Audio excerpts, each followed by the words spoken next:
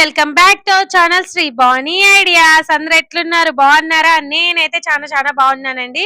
Already ఒక video part 1 అయితే పెట్టాను కదా, ఇదైతే పార్ట్ 2 అండి.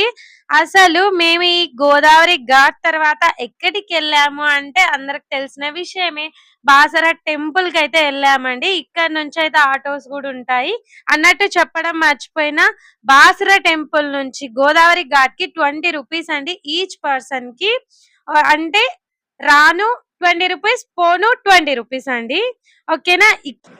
మనం ఇప్పుడైతే గోదావరి ఘాట్ నుంచి అయితే బాసర టెంపుల్ కి అయితే వచ్చేసాము. అక్కడనే మేమైతే టెంపుల్ దగ్గరే అండి స్లేట్ అవి కొనుక్కున్నాము. అంటే అక్షరాభ్యాసానికి ఏమి అవసరమో అవన్నీ అయితే అమ్ముతారండి.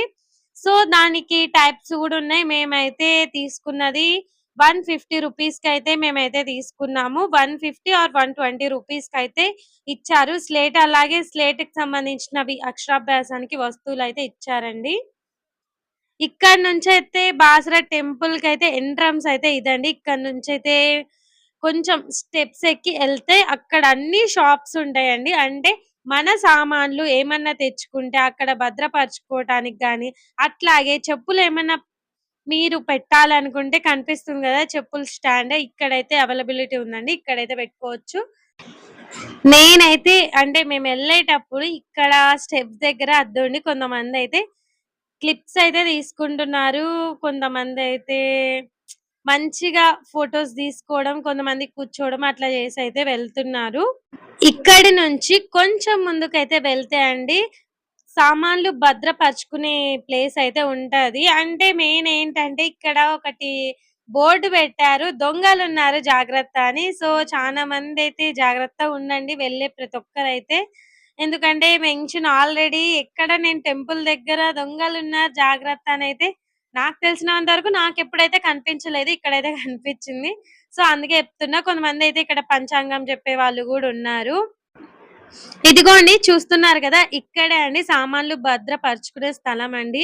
ఏ సామాన్ అయినా సరే ఇక్కడ మంచిగా భద్రపరచుకోవచ్చు. మా సామాన్ అంటే ఏంది, బస్సు దిగంగానే అక్కడ షాప్స్ ఉన్నాయి కదా, అక్కడ షాప్స్ లో వాళ్ళు చాలా మంది ఇద్దోండి మీ సామాన్ ఇక్కడ పెట్టుకోండి, చెప్పులు ఇక్కడ వదలండి, ఆటో అక్కడ ఉంటది ఎక్కండి, మీకు ఏం చార్జ్ అసలు ఏం తీసుకోము మేము, సామాన్లు పెట్టుకోండి అని అయితే చెప్పిండ్రు.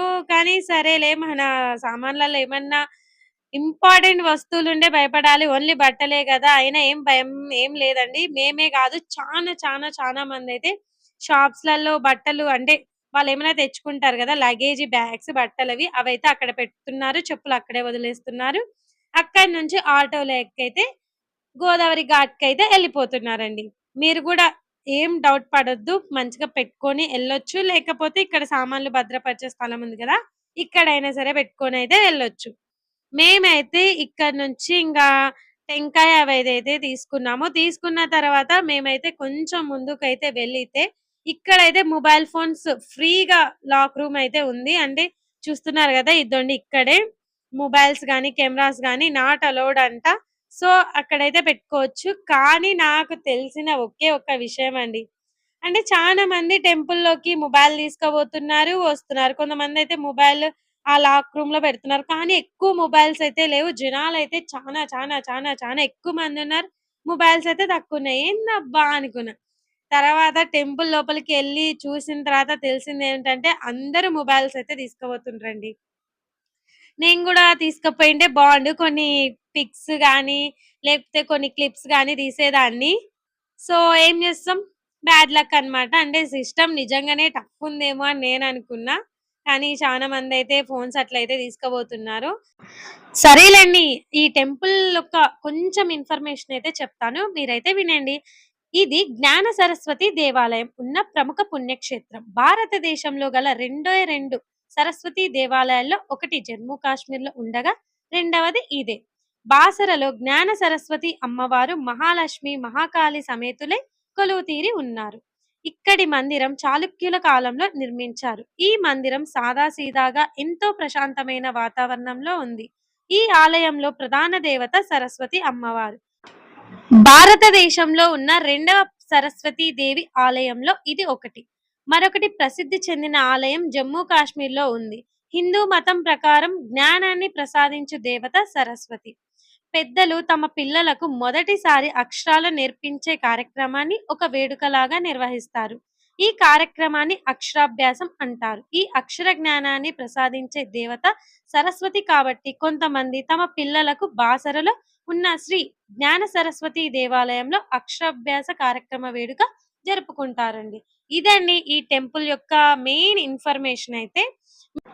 ఇక్కడ అన్నదాన కార్యక్రమం ఉంది అనేసైతే మేము వెళితే అక్కడైతే చాలా మంది వెనక్కే వస్తున్నారు. తిన్నట్టు ఏం అనిపియట్లేదు. అది గాక అక్కడక్కడ పోతుంటే చాలా మంది పులిహోరలు పెట్టుకొని తింటున్నారు. ఎందుకబ్బా అని అనుకుంటే ఆ అన్నదాన కార్యక్రమం దగ్గరికెళ్తే తెలిసింది. అక్కడ చాలా మంది ఎనిక్కొస్తున్నారు పెట్టటం లేదు సరిగ్గా అనేసి. సో, అందుకే మేమైతే అన్నం తినటానికైతే మేమైతే హోటల్‌కైతే ఎళ్తున్నాము. సో ఇదండి వీడియో. నచ్చిందా ప్రతి ఒక్కరికి? నచ్చితే ఒకే ఒక పని చేయాలి. అది ఏమిటి అంటే మన ఛానల్‌ని ఖచ్చితంగా సబ్స్క్రైబ్ చేసుకొని సపోర్ట్ చేయండి. ఇలాంటి మరిన్ని వీడియోస్ ఇంకా ఎట్లాంటివి తీయాలో కామెంట్ గూడా చేయండి. ఓకేనా? ఇక్కడ చాలా మంది అయితే షాప్స్ అయితే పెట్టారు. అంటే చిన్న పిల్లలు ఉంటారు గదా! వాళ్ళకి సంబంధించిన వస్తువులు గాని, అక్షరాభ్యాసానికి సంబంధించిన వస్తువులు గాని ఇక్కడైతే అమ్ముతున్నారండి. చాలా షాప్స్ ఉన్నాయి. ఆల్రెడీ మీరు చూసింటారు. ఓకేనా ఫ్రెండ్స్? ఓకే. ఇంగ మేమైతే అన్నం తినడానికైతే ఎళ్తున్నాము. Bye friends. వీడియో నచ్చితే